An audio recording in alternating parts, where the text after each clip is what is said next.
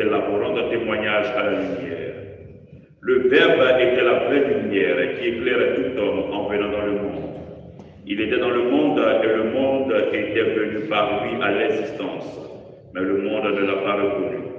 Il est venu chez lui et les siens ne l'ont pas reçu. Mais à tous ceux qui l'ont reçu, il a donné le pouvoir de devenir enfants de Dieu, eux qui croient en son nom. Ils ne sont pas nés du sang, ni d'une volonté charnelle, ni d'une volonté d'homme, ils sont nés de Dieu, et le Verbe s'est fait chair.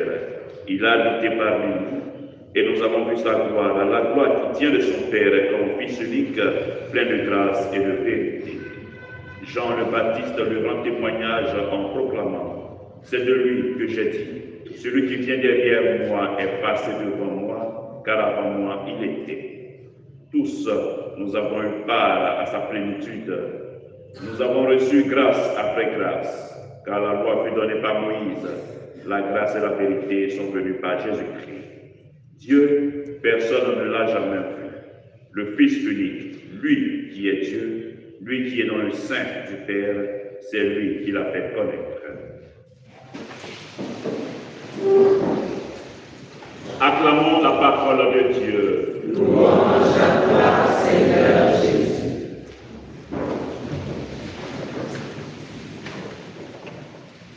Alors, frères et sœurs, chers amis de Kefa TV, nous redécouvrons ce beau texte du prologue de Saint Jean qui nous montre en fait la venue de notre Seigneur Jésus-Christ. À travers donc la venue de Dieu, c'est-à-dire celle de Jésus-Christ, c'est le divin qui entre dans le temps. Celui qui existait de toute éternité entre dans l'histoire humaine. Le Verbe s'est fait chair, nous dit Saint Jean, pour marquer l'abîme pourtant comblé entre l'être divin et celui qui est défini comme chair, c'est-à-dire l'humanité fragile et périssable.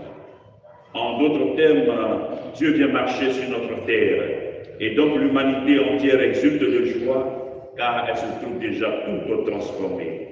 Oui, Dieu, à travers son Fils Jésus-Christ, a marché sur cette terre, et depuis lors, l'humanité n'est plus la même. C'est donc un motif de joie, et nous n'avons point le droit d'être tristes. C'est donc ce message d'espérance pour notre monde, déchiré par tant de maux et de souffrances. C'est également un message d'espérance pour chacun de nous. C'est un message d'espérance car le Logos, le préexistant à la création, celui qui était tourné vers Dieu, celui qui est Dieu lui-même, est la lumière pour chacun d'entre nous. Il est la lumière qui éclaire tout homme, c'est-à-dire qui permet à chaque être humain de se comprendre d'abord lui-même. Il est qualifié de vraie lumière et de lumière qui éclaire tout homme, c'est-à-dire celui-là qui est capable de dissiper les ténèbres de notre vie. Hier, nous le voyons, quand j'expliquais les noms donnés par Anne, on voyait que la lumière et le bonheur arrivaient. Ainsi, depuis la création du Logos, cette lumière intérieure à chacun de nous donne compréhension à soi-même. Cependant, la venue du Verbe dans notre monde rencontre de la résistance. Mais à l'inverse, ceux qui ont cru, il leur a donné justement ce pouvoir d'être enfants de Dieu, et nous le sommes.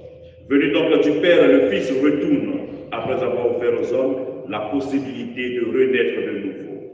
En dehors de lui, personne n'a vu Dieu. En d'autres termes, Jésus est la porte qui ouvre sur le Père. Il est donc le seul chemin qui conduise à Dieu. Tout ce que nous avons à faire, c'est de l'accueillir, d'accueillir le Verbe de Dieu, comme l'a si bien fait la Vierge Marie. Car le Christ nous dit: voici que je me tiens à la porte et je frappe. Si quelqu'un entend ma voix et ouvre la porte, j'entrerai chez lui, je prendrai mon repas avec lui et lui avec moi.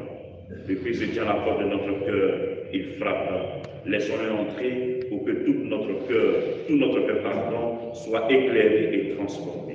Que la venue du Christ donc transforme pleinement notre humanité, lui qui vit et règne pour les siècles et des siècles. Amen.